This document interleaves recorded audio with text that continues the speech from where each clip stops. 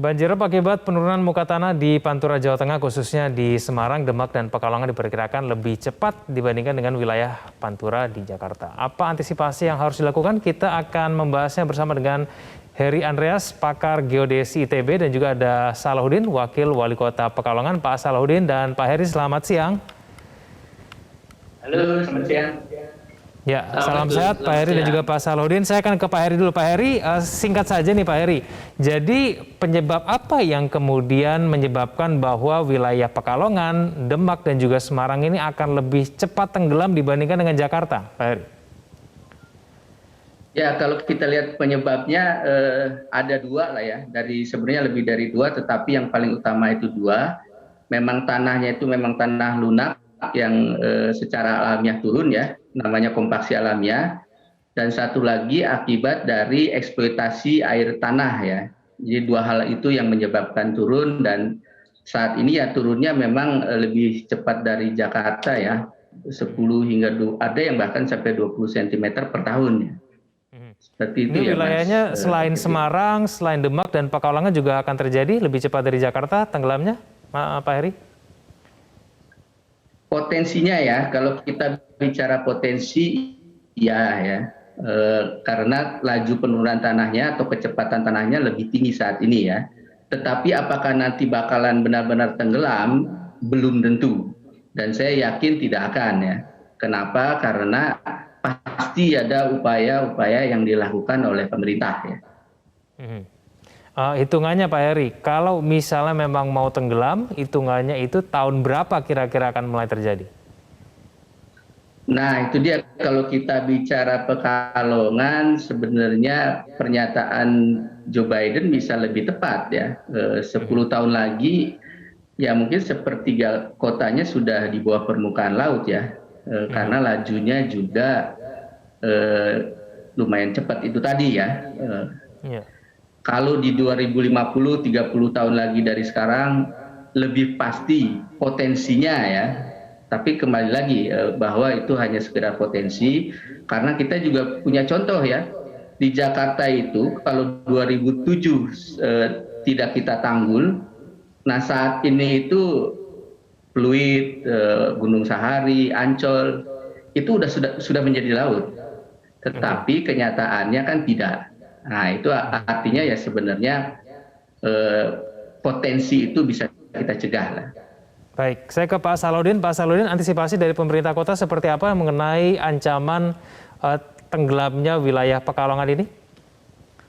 Sebetulnya upaya itu sudah dilakukan, seingat saya sejak tahun 2005, saat itu saya jadi ketua DPRD ya.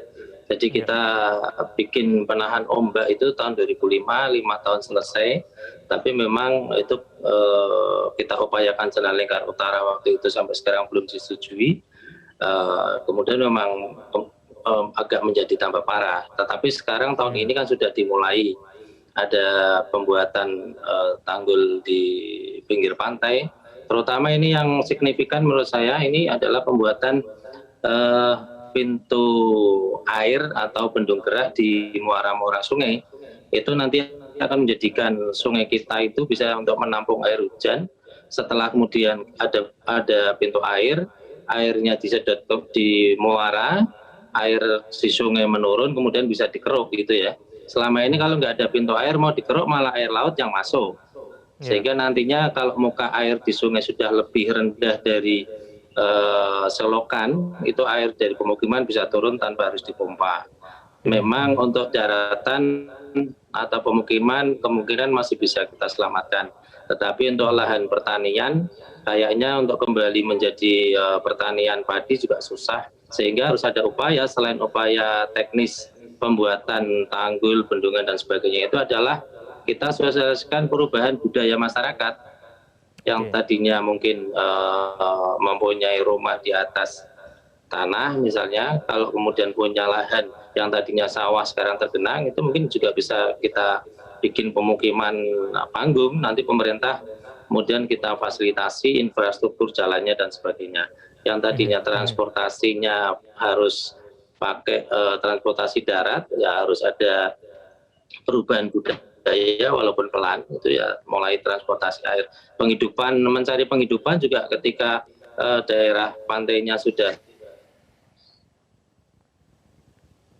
beralih ke pertanian perikanan budidaya atau kemudian perikanan tangkap. Memang harus pendekatan.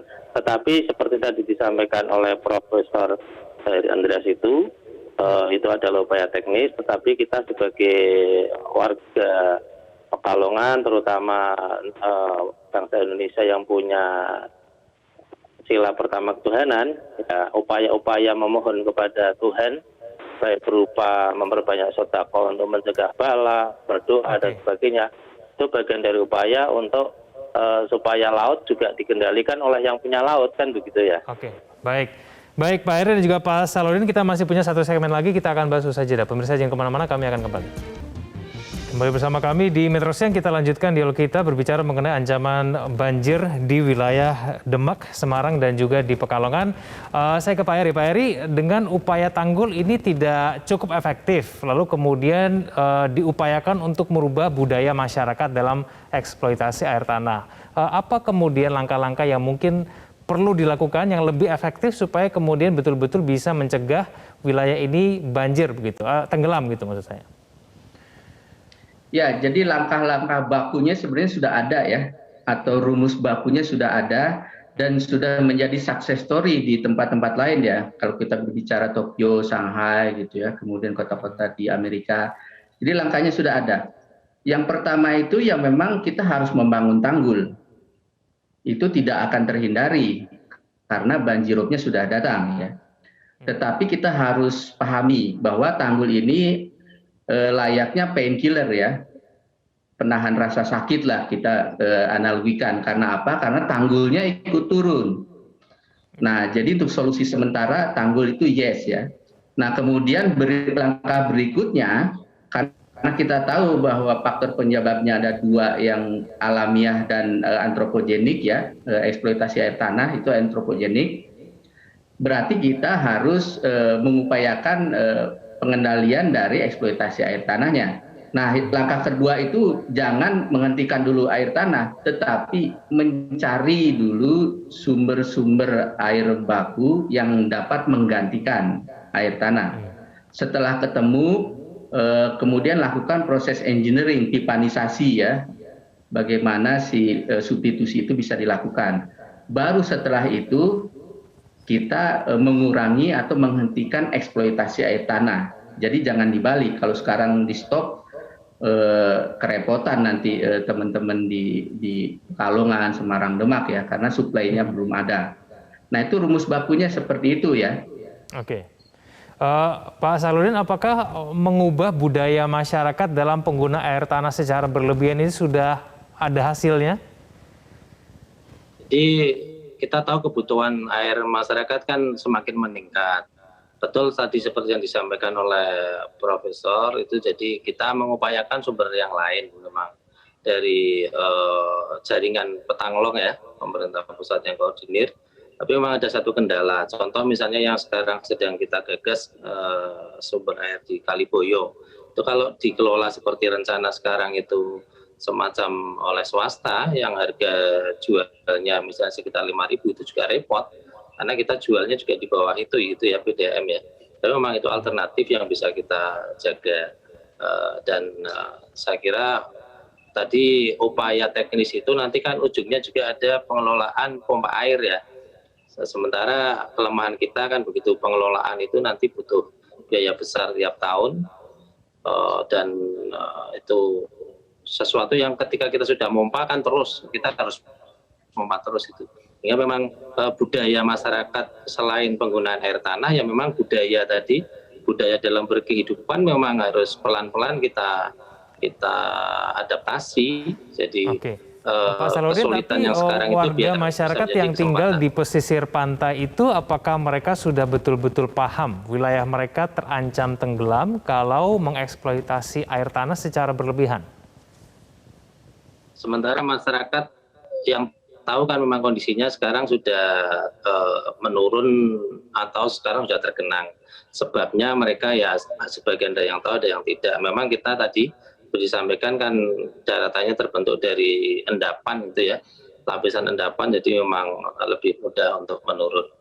Cuman kita sosialisasikan ke masyarakat ya, upaya yang kita lakukan untuk mencegah pemukiman tenggelam ya insya Allah bisa, cuman memang tadi lahan sawah itu kemudian mungkin harus kita relakan menjadi lahan pertambahan atau apa itu. Kalau bisa ya, kalau terpaksa mau bikin pemukiman di lahan pertanian sekarang ya tadi rumah panggung.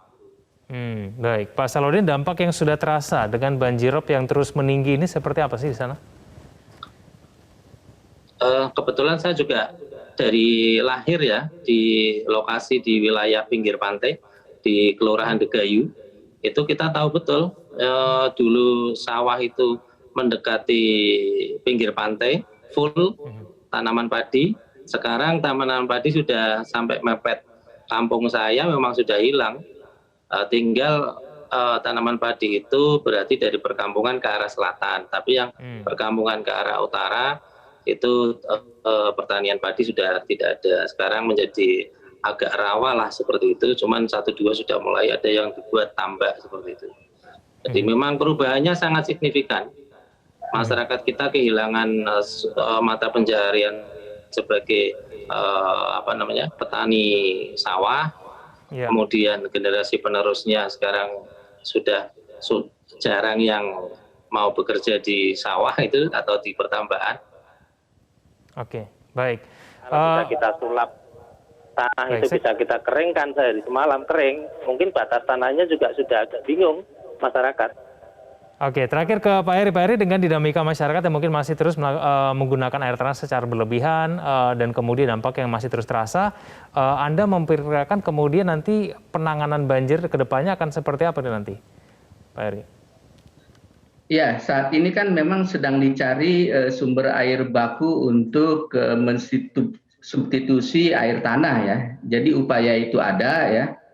Ya mudah-mudahan itu bisa dipercepat sehingga nanti akan datang waktunya ketika kita bisa mengurangi dan menghentikan eksploitasi air tanah supaya penurunan tanah tidak terus berlangsung ya.